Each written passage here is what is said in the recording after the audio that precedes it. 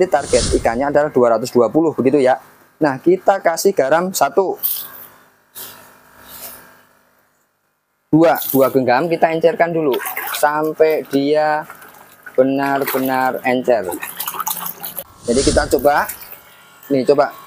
Ini treatmentnya seperti ini. Pelan-pelan saja ya. Pelan-pelan. Jadi biarkan air bercampur. Ini tadi hanya pakai garam saja ya. Nah, atau medun. Nah, ini biarkan dia lepas sendiri. Sistem budidaya lele dalam ember atau biasa disebut budidamber. Untuk budidamber ini adalah menggunakan sistem bioflok plus vortex seperti itu ya. Jadi ini adalah sistem bioflok dengan menggunakan aerasi, dengan bakteri yang kita gunakan adalah bioflok, dan ini adalah kolam vortexnya ya.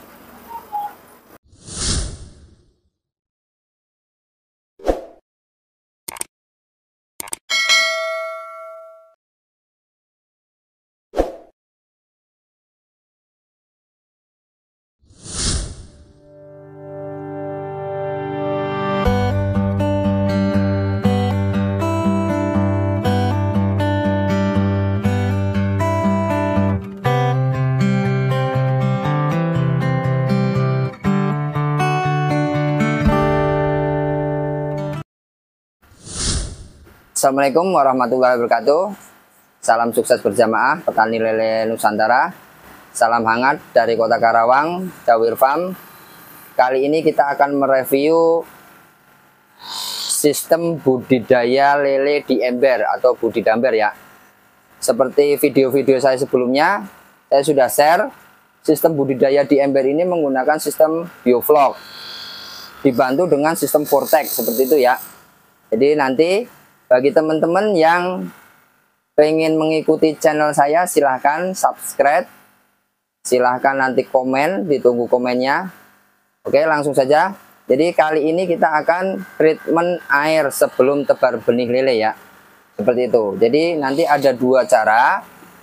Satunya adalah treatment air tunggu sampai 1 minggu baru tebar benih, dan satunya yang biasa saya lakukan, tapi jangan coba-coba ya, hanya profesional saja yang melakukan dengan sistem injek. Jadi ikan masuk, baru probiotik masuk. Nah, di sini saya sudah siapkan. Yang pertama ada probiotik. Probiotik bioflok ini berbeda dengan probiotik yang lain ya. Probiotik bioflok ini mengandung bakteri aerob. Bakteri aerob adalah bakteri yang bisa hidup dengan keadaan DO tinggi atau oksigen terlarut dalam airnya tinggi. Ini bakteri kulturan ya.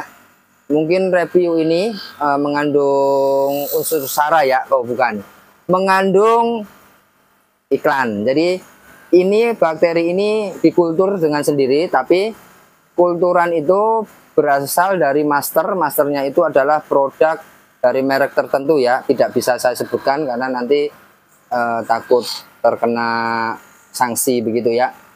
Nah, kulturan ini nanti akan dimasukkan ke treatment air sebelum tebar ya. Yang kedua adalah garam grosok ya. Kita tahu garam grosok fungsinya adalah untuk menstabilkan pH air.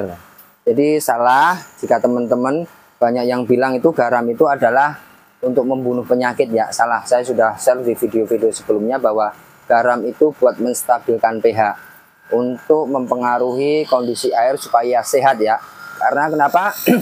pH air bagus berarti air sehat. Yang ketiga adalah molase. Ini molase atau tetes tebu ya. Biasanya teman-teman bilang, tapi banyak yang tahu ya, nggak paham. Molase ini boleh dibilangnya adalah prebiotik. Ya. Prebiotik itu adalah pakan dari probiotik. Kalau probiotik sendiri adalah bakteri starter. Dia bisa berkembang banyak ketika ada makanan yang namanya prebiotik. Jadi jangan salah ya, ada beberapa teman-teman yang bilang probiotik sama prebiotik itu sama. Sebenarnya tidak. Ini probiotik, ini prebiotik. Ini bakteri starternya, ini pakannya, begitu ya. Oke ya. Jadi kita akan mulai langsung treatment dengan dua cara. Yang pertama, treatment air sesuai dengan tata cara, ditunggu sampai 1 minggu ke depan baru ikan masuk. Yang kedua, treatment langsung. Jadi saya terbiasa dengan treatment injek ya kalau main sistem bioflok ya. Jadi ikan masuk baru diinjek sama probiotik. Tapi jangan sampai melakukan itu karena itu tidak sesuai dengan SOP tata budidaya ya orang lain ya. Tapi pengalaman saya pribadi untuk sistem bioflok ini bagus. Bagus kenapa? Saya pernah mencoba dan berhasil. Jadi kita nanti akan bandingkan ya. Seperti itu. Jadi untuk 2 kolam ini, ember ini nanti akan treatment 1 minggu setelah treatment masuk ikan. Kalau kolam toren ini nanti dikasih garam dulu selang 1 jam 2 jam, aerasi dihidupkan. Setelah itu ikan masuk tunggu 5-6 jam kemudian baru probiotiknya diinjek 1 hari 1 kali selama 1 minggu. Selanjutnya nanti kondisional seperti itu.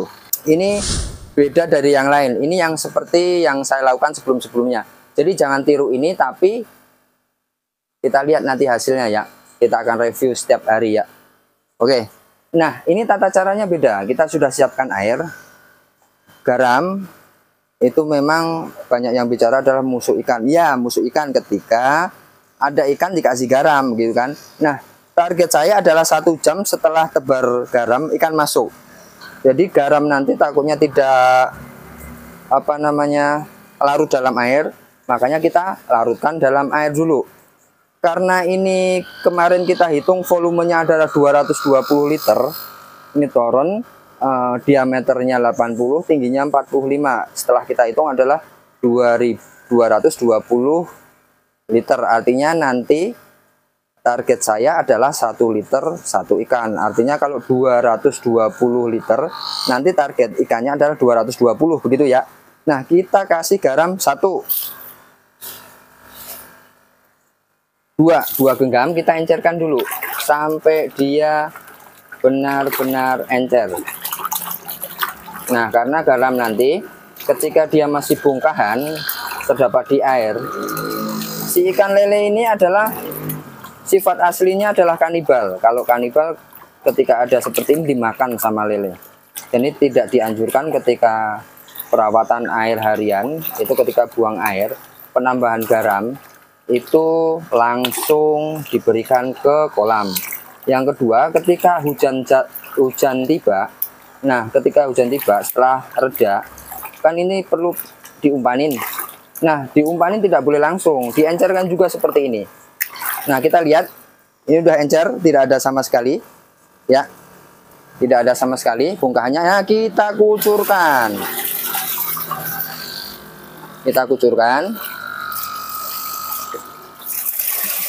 Nah, ini untuk garamnya ya.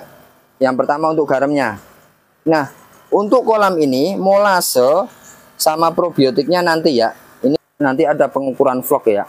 Pengukuran vlog itu berapa persen vlog terkandung dalam air. Nanti sistem biovlog itu adalah 2% saja vlog yang terkandung di kolam itu dapat mengurai fases atau amoniak di dalam kolam seluruhnya. Misalkan volumenya itu adalah 1000 ya.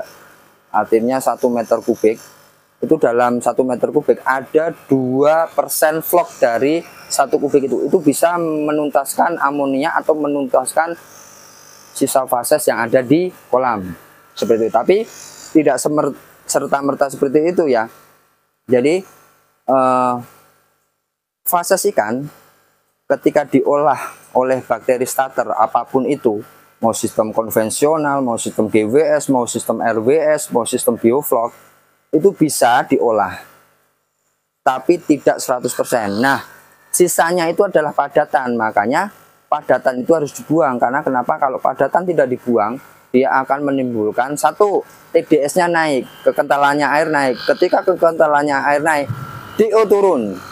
Jika TDS turun, DO turun, pH pun turun. Artinya asam. Air asam itu adalah tempat bersarangnya penyakit pertama.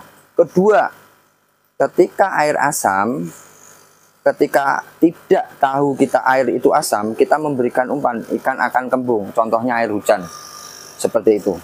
Contohnya lagi amonia berlebih, dikasih makan, ikan pada ngantung ke atas, seperti itu ya. Ini taruh sini. Ini mengandung iklan ini.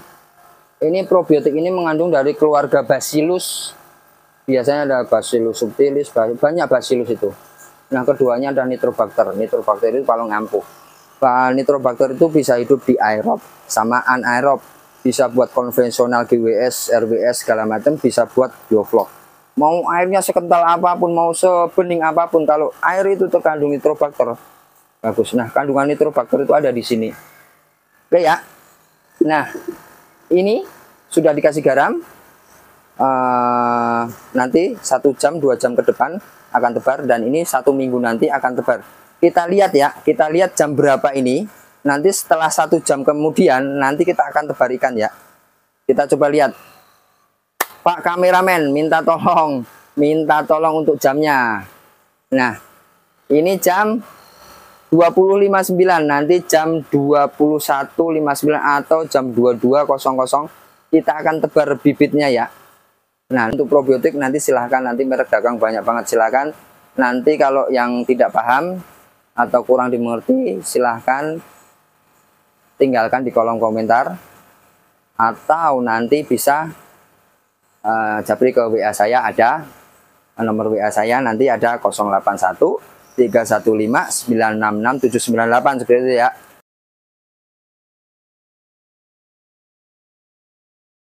Jangan lupa komen, like, dan share.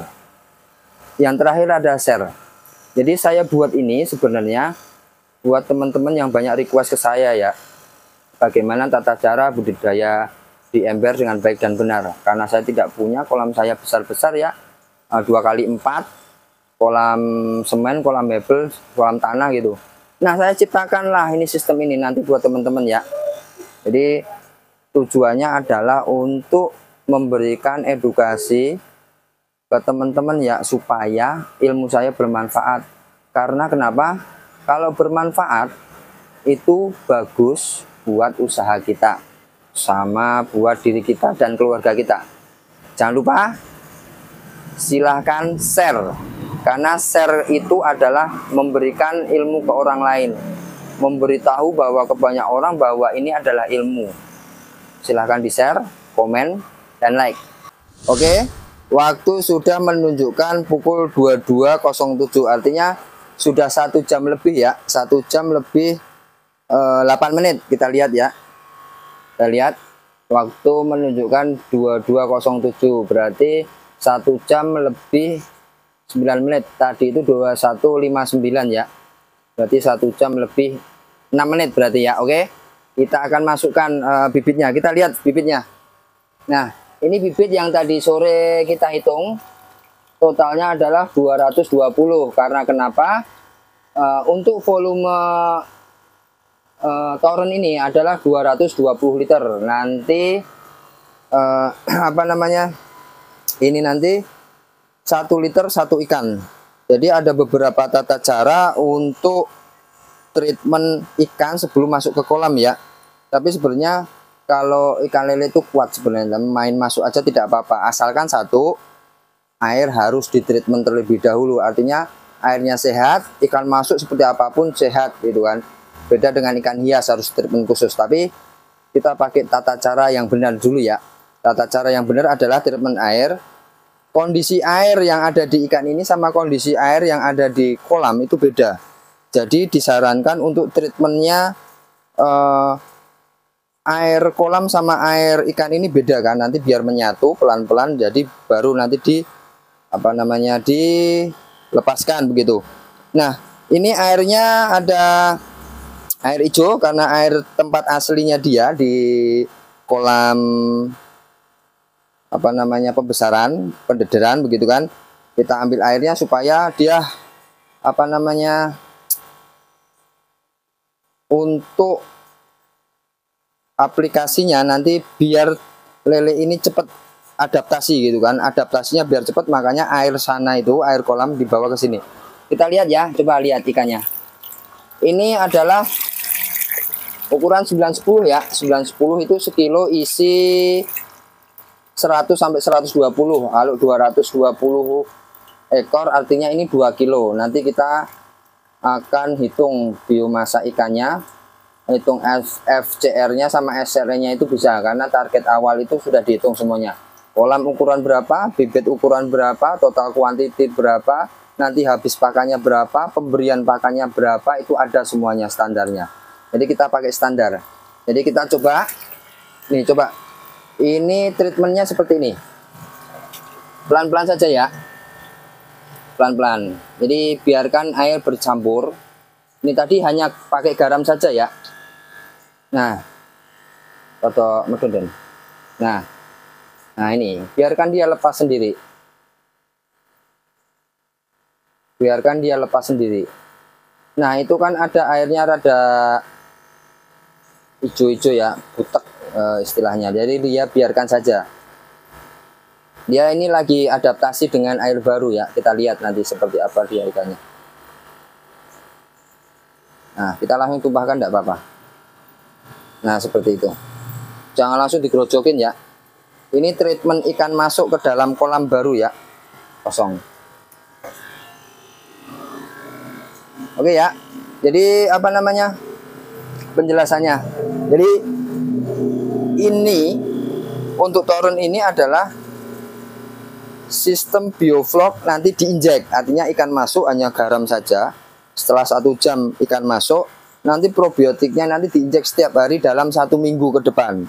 Satu tutup. Nah untuk kolam ember ini nanti treatment airnya adalah 7 hari, 1 minggu ke depan nanti baru tebar bibit seperti itu.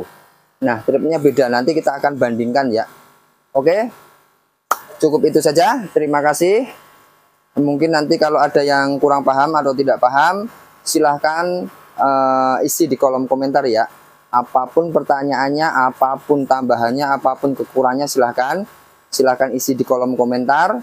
Jangan lupa untuk like-nya, jangan lupa untuk share video ini, karena video ini bermanfaat buat teman-teman sebagian besar yang pemula. Jadi nanti biar teman-teman paham, biar teman-teman tahu bagaimana tata caranya untuk treatment air, tebar benih dan sebagainya. Nanti akan kita share-share lagi, kita akan update setiap hari. Nanti jangan lupa ikutin channel saya, Dr. Lele Jawir Farm Karawang.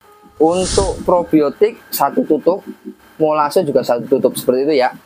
Kita langsung ya. Nah, probiotik ini cukup 1 tutup saja. Sedikit ini, 1 tutup cukup. Nah, untuk molasenya, ini molase atau tetes tebu ya. Ini yang disebut dengan prebiotik. Prebiotik adalah pakan dari probiotik. Jangan salah ya. Nah ini 1 tutup, kita taburkan langsung. Nah seperti itu ya.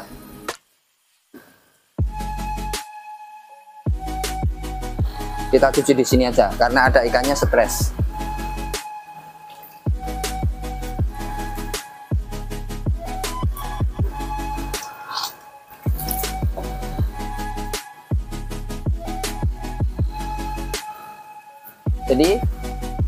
Jadi ini hari pertama, hari kedua juga sama, hari ketiga juga sama, hari keempat sampai hari ketujuh ya, sampai dia benar-benar membentuk vlog ya, seperti itu. Nah kalau ini udah membentuk vlog, baru ikan masuk, kita akan injek air yang sudah 2 hari ini di treatment, kita akan masukkan ke sini sampai dia airnya penuh. Nanti kita akan coba airnya ditambah lagi sampai dengan full. Kita coba lihat nanti bagaimana. Karena kenapa? Di hari kedua ini, secara pengalaman saya, ketika airnya penuh dia tidak akan loncat. Beda dengan hari pertama. Hari pertama kalau setelah tebar benih, air penuh dia pasti loncat. Pasti, bisa dipastikan. Apalagi ada gelembung, terus nanti ada kocoran dari air keran ini ya. Jadi seperti itu. Jadi ini akan ada penambahan air di sini. Bagaimana caranya kita akan coba ya. kita sediakan selang. Kita tidak usah berlama-lama, tidak usah pakai pompa ya, irit listrik. Nah, ini penuh full ya. Ini tinggal dituangkan saja ke kolam sebelahnya. Nah, seperti itu. Kita lihat sedikit-sedikit nanti akan berkurang ya. Nah, satu lagi selang kita akan injekkan ke kolam sebelah.